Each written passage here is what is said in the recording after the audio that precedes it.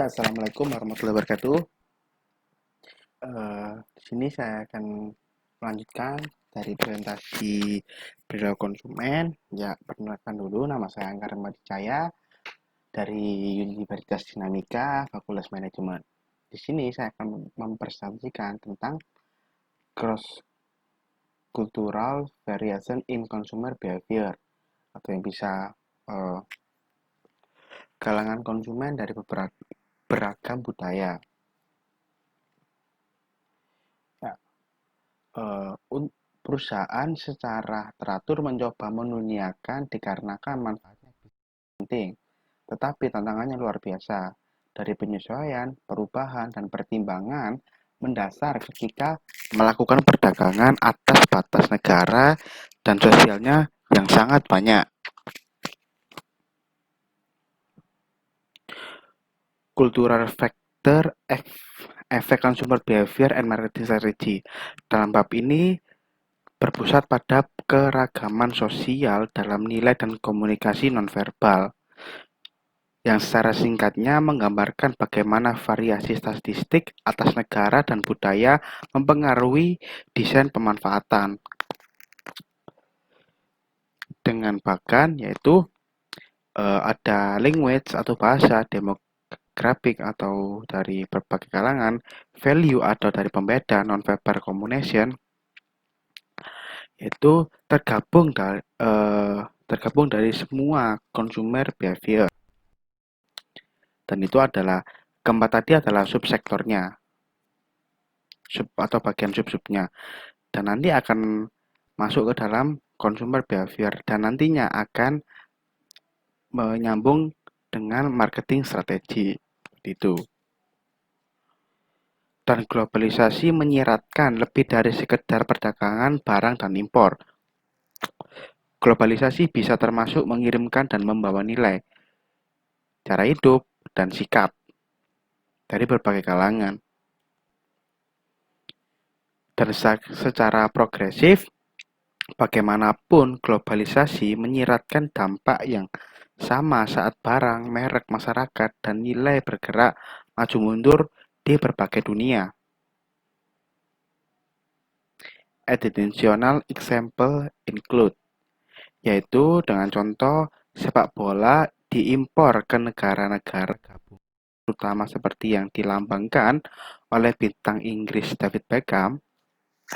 Sedangkan sepak bola gaya Amerika atau dinamai bola zaitun diperdagangkan ke negara Cina. Yang kedua adalah barang-barang dan cetakan Brasil menjadi yang paling digemari di London karena pakaian bergaya Brasil dipasarkan melalui toko-toko kantor, acara-acara sosial, dan liputan media yang positif. Dengan pola serupa terjadi bukan karena seperti di negara-negara gabungan, tetapi lebih dari itu di seluruh bagian dunia. Terlepas dari kenyataan bahwa globalisasi dapat berdampak pada nilai-nilai sosial, akan tetapi untuk berpikir bahwa semua masyarakat akan dihomogenisasi.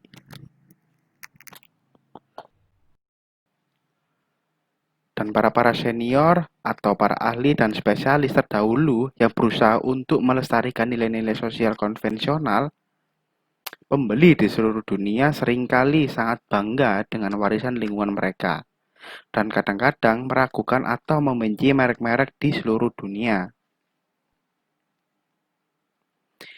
There are four basic types of world citizen. Itu ada beberapa tipe-tipe citizen yang di berbagai dunia. Yang pertama adalah warga global, yaitu dengan menunjukkan persentase 55%.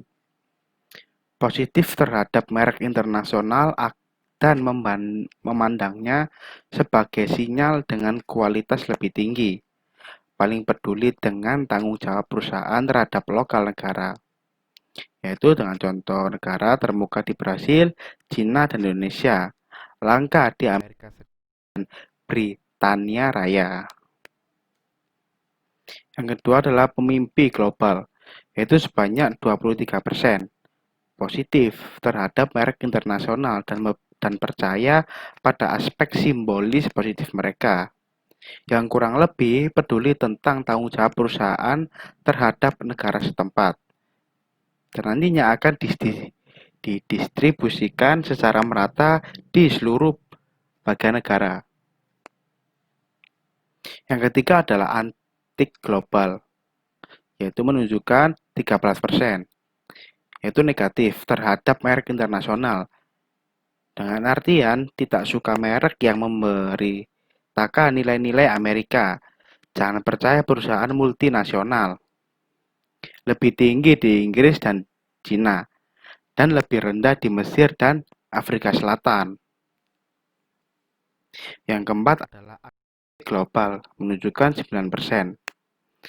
Jangan mendasarkan keputusan pada nama merek global, dengan artian mengevaluasi sebagaimana merek lokal, dan jangan melihat merek global sebagai sesuatu yang spesial.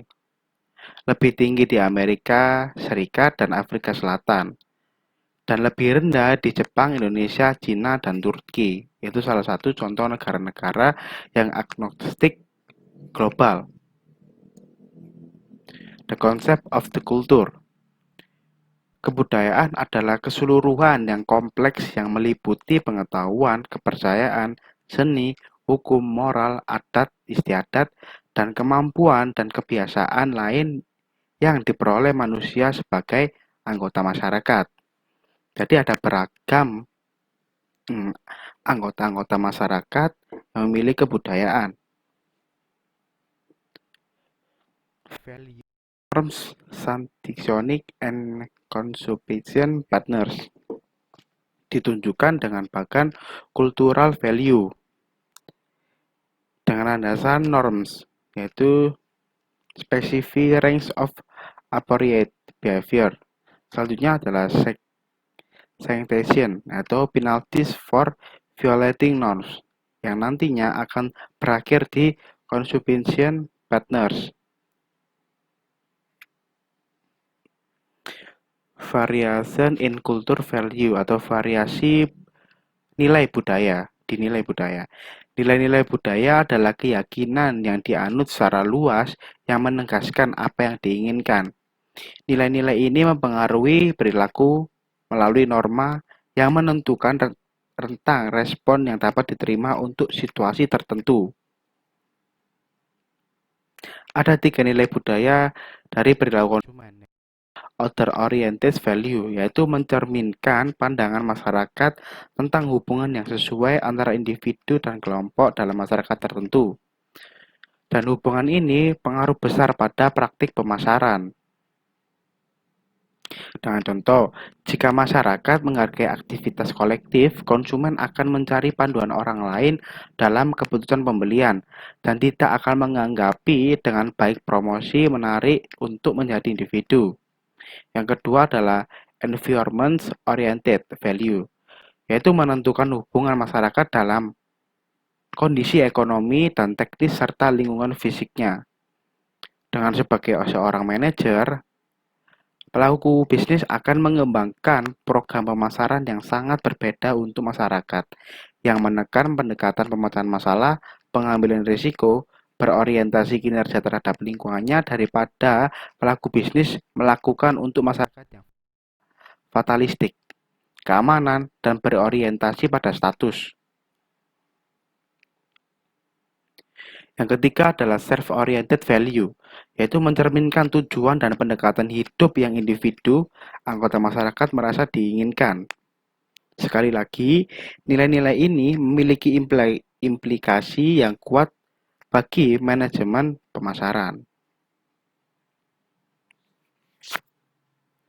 Selanjutnya adalah cultural variations in nonverbal communication, yaitu beberapa sudut pandang budaya membutuhkan elaborasi. Pertama-tama, budaya bisa menjadi konsep yang komprehensif. Ini mencakup hampir semua yang mempengaruhi bentuk, pemikiran, dan perilaku individu.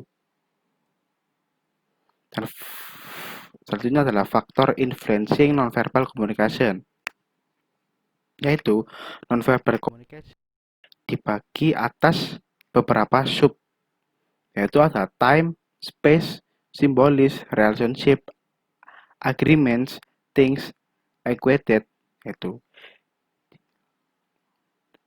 Ada 7 sub-sub yang tersambung di non-verbal communication. Seperti itu.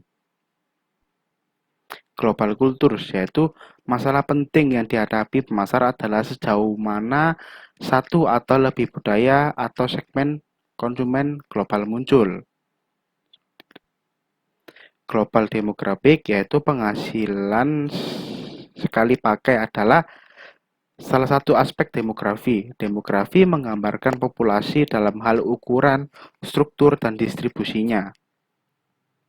Ukuran ini akan mengacu pada jumlah individu dalam masyarakat. Cross-cultural marketing strategy, yaitu variasi lintas budaya dalam faktor-faktor seperti nilai dan demografi mungkin membuat penyesuaian produk dan layanan dengan pertimbangan lokal yang perlu dilakukan atau diakui. Ya, sekian terima kasih atas presentasi saya. Mohon maaf apabila ada kesalahan kata atau terpatah-patah dalam penyampaiannya. Mohon maaf. Wassalamualaikum warahmatullahi wabarakatuh. Terima kasih.